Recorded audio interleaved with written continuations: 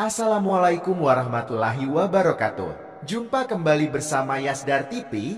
Semoga sahabat Yasdar, rekan pionir, calon sultan dimanapun berada, senantiasa dalam keadaan sihat dan afiat, diberikan keberkahan umur, keberkahan rizki, dan tentunya mendapatkan kebahagiaan dunia dan akhirat. Amin. Amin ya robbal alamin.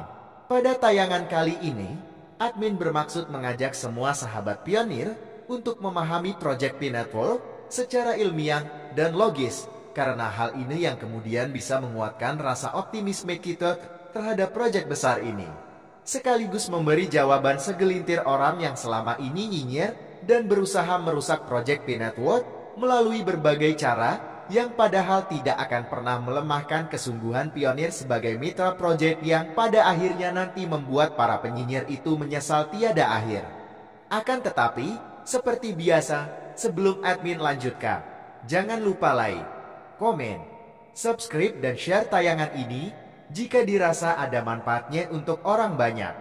Bagi sahabat yang baru singgah di channel Yasdar TV ini, jangan lupa bunyikan loncengnya untuk mendapatkan notifikasi info terbaru lainnya terkait perkembangan Project Pi Network menuju jaringan terbuka. Admin merasa yakin, melalui tayangan ini sahabat pionir, terutama pionir pemula, akan terbangun dan bergerak cepat sebelum semuanya terlambat. Mari kita simak hingga tuntas biar tidak gagal paham.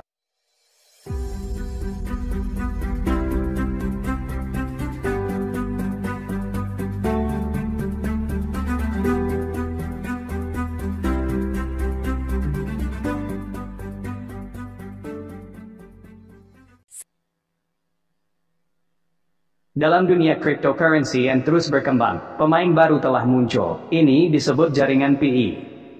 Mata uang digital ini memutar kepala. Ini bukan hanya tiruan Bitcoin lainnya. PI bertujuan untuk melakukan sesuatu yang berbeda. Ia ingin membuat kripto dapat diakses oleh semua orang. Bagaimana? Dengan membiarkan orang menambang koin di smartphone mereka. Idenya sederhana, tapi kuat. Kebanyakan orang memiliki ponsel, tetapi tidak semua orang memiliki komputer yang kuat. Jaringan PI memanfaatkan ini. Ini memungkinkan orang biasa bergabung dengan revolusi kripto. Tidak diperlukan peralatan mewah. Hanya smartphone dan aplikasi. Pi Network didirikan oleh lulusan Stanford. Mereka memiliki visi. Mereka ingin membuat mata uang digital untuk orang biasa. Sejak diluncurkan pada 2019, berkembang pesat. Tapi apakah Pi Network benar hal besar berikutnya, atau itu hanya mode kripto lain? Mari selami lebih dalam dan cari tahu. Ada banyak buzz di sekitar Pi Network. Satu angka terus bermunculan, ke-314. Beberapa orang percaya setiap koin Pi bisa bernilai sebanyak ini. Ini adalah pemikiran yang menarik. Tapi dari mana angka ini berasal dan apakah itu realistis? Nomor 314 tidak acak.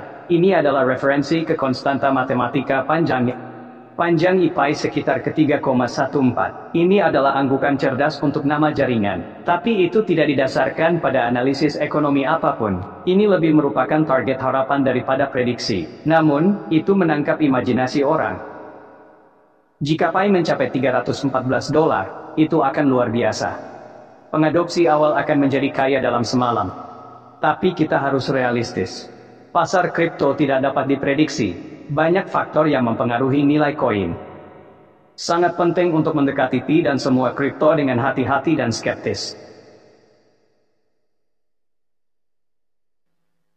Fitur paling inovatif Pi Network adalah penambangan smartphone. Ini membedakannya dari cryptocurrency lainnya. Bitcoin dan Ethereum membutuhkan komputer yang kuat untuk menambang.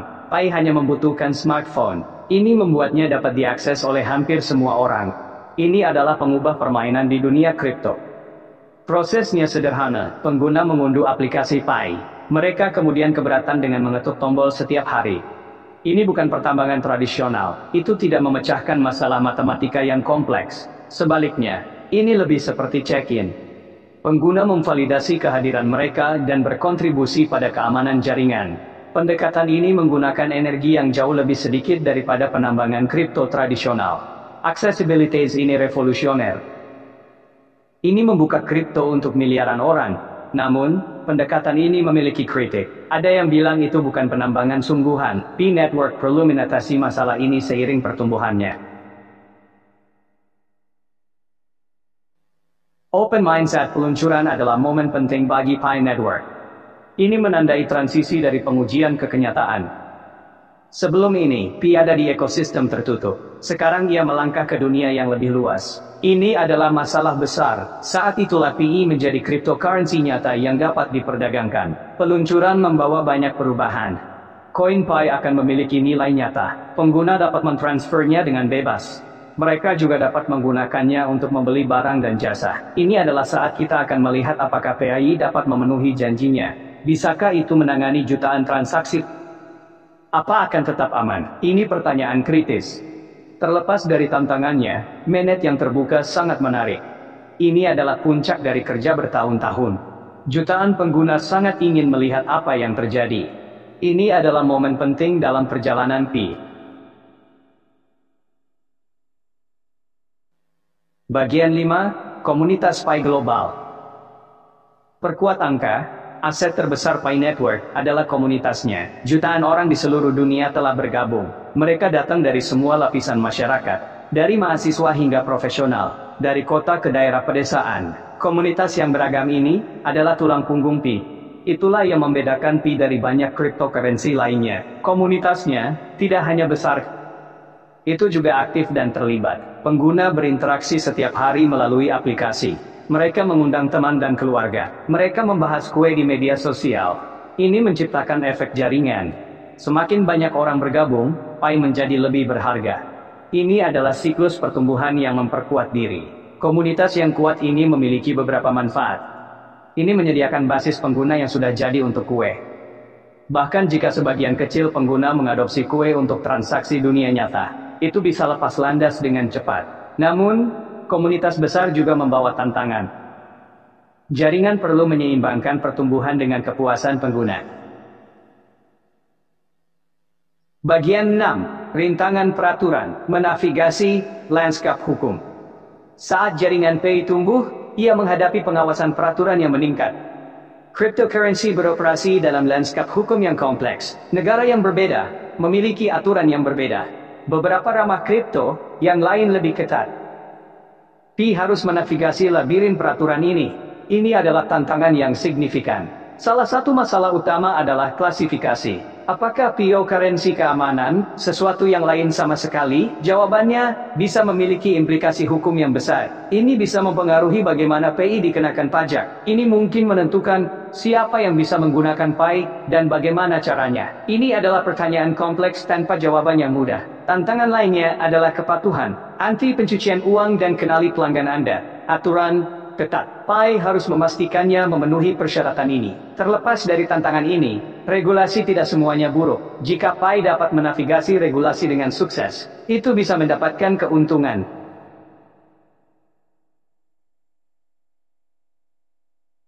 Bagian 7. Pembicaraan teknologi.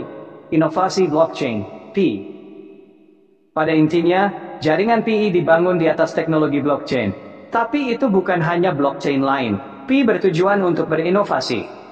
Ia ingin memecahkan masalah yang mengganggu cryptocurrency lainnya. Ini termasuk konsumsi energi, skalabilitas, dan kemudahan penggunaan. Pendekatan Pi terhadap masalah ini unik. Salah satu inovasi utama adalah algoritma konsensus Pi. Ini disebut protokol konsensus bintang atau SCP. Ini berbeda dengan bukti kerja Bitcoin atau bukti negara Ethereum. SCP bertujuan untuk menjadi cepat, efisien dan aman. Itu tidak membutuhkan penambangan intensif energi. Ini membuat Pi lebih ramah lingkungan daripada banyak cryptocurrency. Pi juga berfokus pada teknologi ramah pengguna. Aplikasi penambangan smartphone adalah contoh utama. Itu membuat kripto dapat diakses oleh siapa saja yang memiliki telepon. Namun, teknologi Pi bukannya tanpa tantangan. Bagian 8, dinamika pasar, di mana Pi cocok. Pasar cryptocurrency, ramai dan kompetitif. Bitcoin dan Ethereum mendominasi, ratusan dari semua koin membeli untuk perhatian. Jadi di mana PI cocok dengan lanskap ini? Ini adalah pertanyaan penting untuk masa depan PI. Jawabannya akan membentuk potensinya untuk pertumbuhan dan adopsi. PI tidak mencoba menjadi Bitcoin Lion. Ini memiliki tujuan yang berbeda. PI ingin menjadi mata uang untuk penggunaan sehari-hari. Ini bertujuan untuk dapat diakses dan praktis. Ini membedakannya dari banyak cryptocurrency. Sebagian besar fokus menjadi penyimpan nilai atau platform untuk aplikasi terdesentralisasi. Fokus PI pada kegunaan bisa memberikan ceruk yang unik. Namun, mengukir ceruk ini tidak akan mudah. PI menghadapi persaingan dari cryptocurrency yang sudah mapan dalam sistem pembayaran tradisional. Itu perlu menawarkan keuntungan yang jelas. Mengapa orang harus menggunakan PI daripada uang tunai atau kartu kredit? Mengapa memilih PI daripada cryptocurrency lainnya? PI harus menjawab pertanyaan-pertanyaan ini dengan meyakinkan. Keberhasilan PI di pasar akan tergantung pada beberapa faktor. Adopsi adalah kuncinya.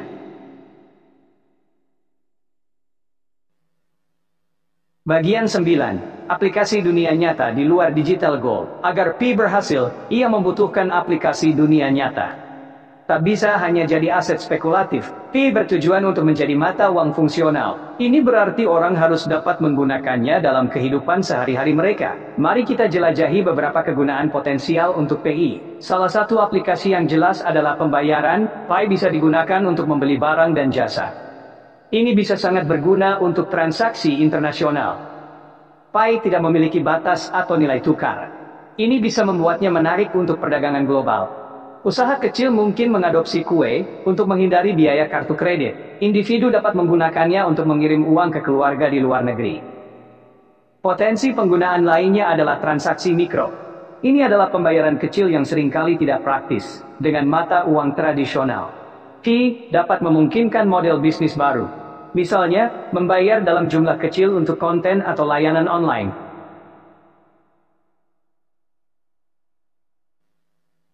Bagian 10, tantangan di cakrawala. Terlepas dari potensinya, jaringan PI menghadapi tantangan yang signifikan. Rintangan ini bisa membuat atau menghancurkan proyek.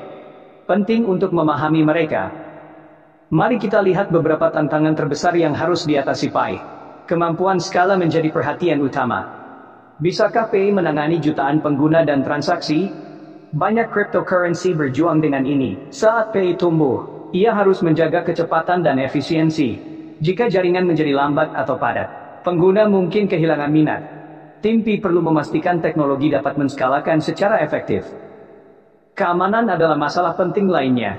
Saat PI menjadi lebih berharga, itu menjadi target. Peretas dan penipu akan mencoba mengeksploitasi sistem. PI harus memiliki langkah-langkah keamanan yang kuat. Itu perlu melindungi pengguna, dana, dan data. Setiap jurusan, pelanggaran keamanan bisa menghancurkan untuk reputasi dan adopsi PI. Bagian 11, jalan di depan. Potensi PI terwujud. Saat kita melihat ke masa depan, jalur PI Network menarik sekaligus tidak pasti. Proyek ini memiliki potensi yang sangat besar. Itu bisa merevolusi cara kita berpikir dan menggunakan mata uang digital. Tapi menyadari potensi ini takkan mudah. Ini akan membutuhkan mengatasi tantangan yang signifikan. Keberhasilan PI akan tergantung pada beberapa faktor.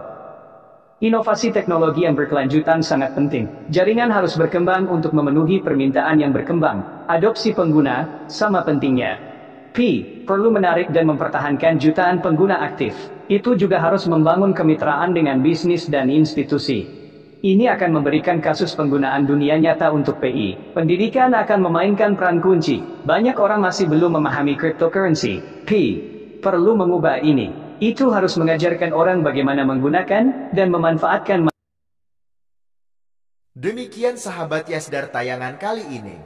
Lebih kurang admin mohon maaf. Tidak lupa admin sampaikan ucapan terima kasih setinggi-tingginya atas dukungan sahabat terhadap channel ini.